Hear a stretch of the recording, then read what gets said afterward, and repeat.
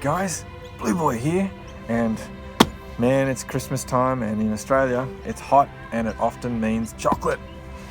Well, I've been really inspired by Restless Outdoors 12 Christmas tips for the backcountry, so I've decided to do my own ultralight hiking tips for Christmas. 12 of them. Mine are going to be serious and mine are going to be fully professional, so you won't want to miss one of them.